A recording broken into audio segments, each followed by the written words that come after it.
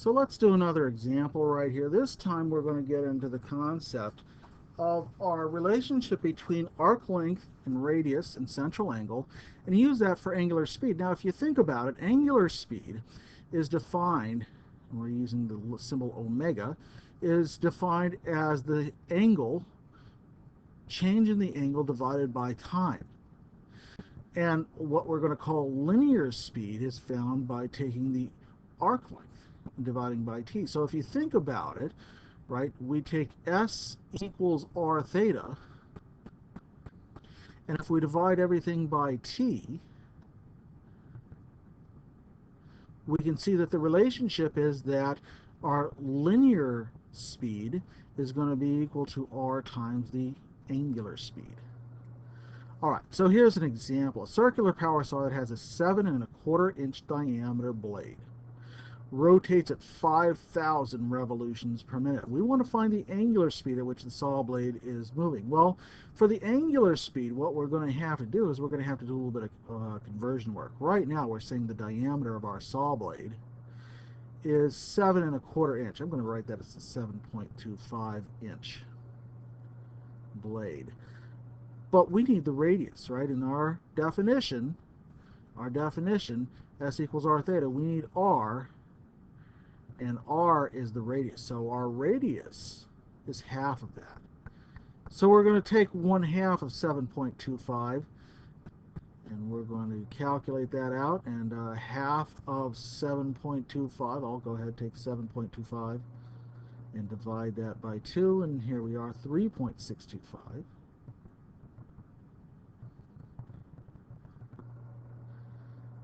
inches.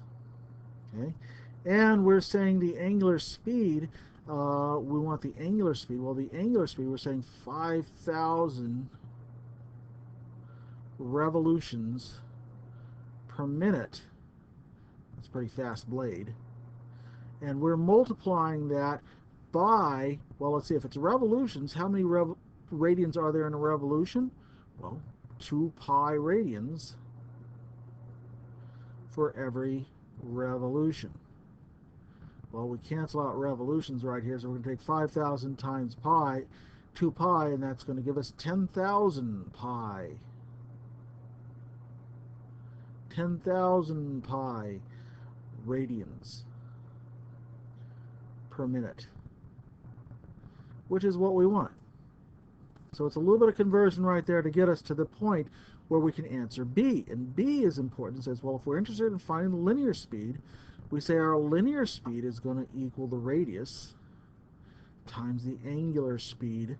And so for us, we're going to be taking our 10,000 pi, 10,000 pi radians per minute,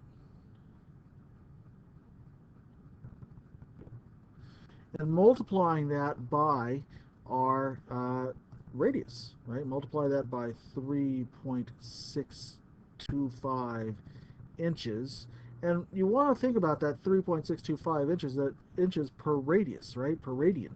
So that is 3.625. So when we multiply that out, what's going to happen? Well, let's go ahead and carry it out. If we take 10,000 times pi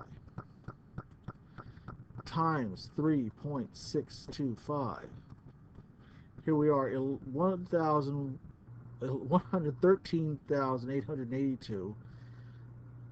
113,000, or we say 882.73, and this is in inches per minute. But what were we asked? Well, feet per minute. We need to find out 50 feet per minute. One of the 24 cutting teeth, all we're doing is just taking one point and measuring it as it goes around the saw right here. So we want to measure that rate in feet per minute, so we're going to have to do a little bit of conversion. We know that each 1 foot contains 12 of those inches, so we're dividing our answer by 12. So let's take this, divide it by 12. There it is. Our velocity, 9,490. 9,490, and what do we say? About 0.25, about 0.25 feet